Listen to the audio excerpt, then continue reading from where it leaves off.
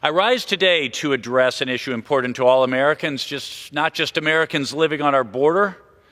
Illegal immigration directly impacts our society, our safety, our security, and the future of our nation.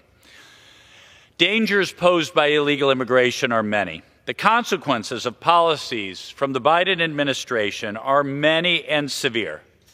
Deaths from murder, poisonings from fentanyl, victimization of the innocent by human traffickers could all have been solved if only the Biden-Harris administration and the Democrat Congress were willing to secure our borders.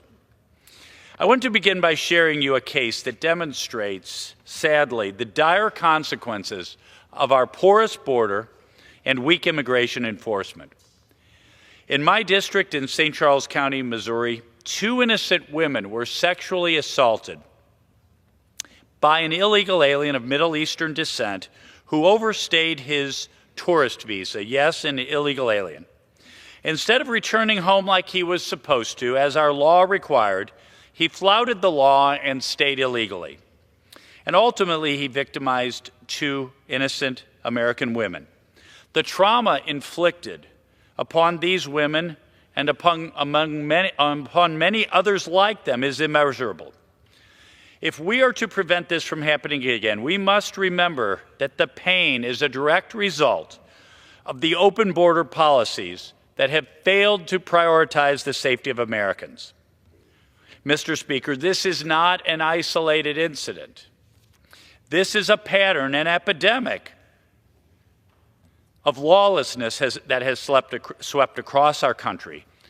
Criminals, foreign nationals, and even terrorists have attempted to exploit our immigration policy failures. Now, over the past 4 years, we have turned our attention rightfully to the southern border. But we also have illegal immigrants taking advantage of lax enforcement and overstaying visas without consequence. The story of this individual in St. Charles County is part of a pattern, with visa overstays being a large source of our illegal alien population. For that reason, I will soon be introducing the Timely Departure Act. This important legislation would require certain visa recipients to post a cash bond, which they would forfeit should they overstay their visas. Under this law, overstayers would be unable to obtain lawful immigration status for at least 4 years, and they would be unable to submit an asylum claim or withholding of removal claim after their scheduled departure date. Visitor, business, and pleasure visas are important to our economy, but they are being abused.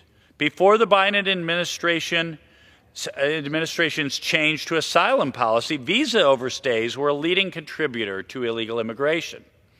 As of 2023, visa overstays accounted for 42% of the illegal population. This legislation is necessary to enforce visa exit dates, and I urge my colleagues to join me in supporting the Timely Departure Act. Mr. Speaker, our immigration system, which was once designed to be a source of legal immigration and lawful entry, has become nothing more than a wide-open door, a red carpet. This must end. This is why President Trump and House Republicans have acted forcefully to protect Americans. Another border security issue is the abuse of our asylum process. Over the past couple of years, especially as Texas has taken action to secure its border, fewer illegal aliens have been entering our country by sneaking by border crossings like Eagles Pass or Brownsville. More and more illegal aliens are presenting themselves to immigration authorities and claiming asylum. Most of these asylum cases are bogus, and the Biden administration has not detained these aliens, but rather released them into the country with some far-off asylum hearing date to which they never show. And we've found time and time again that these so-called refugees are violent criminals. Under our America First border policies, this abuse of the asylum process is going to end. President Trump's actions at the border, his executive orders, and his diplomacy with Colombia, with Mexico, and with Canada show that he means what he says. He means business. And here in Congress, we will assist with legislation like the Lake and Riley Act and we will provide the funding for the border wall, border guards, and the legal resources to clean out the many bogus asylum claims. And a message to all the countries who are part of the problem: the era of the U.S. playing the fool ends now. Do not empty your prisons or coddle drug and human trafficking cartels at our expense, or you will face consequences. Another equally important issue is the open border policies of the Biden-Harris administration is the epidemic of fentanyl poisonings across our country.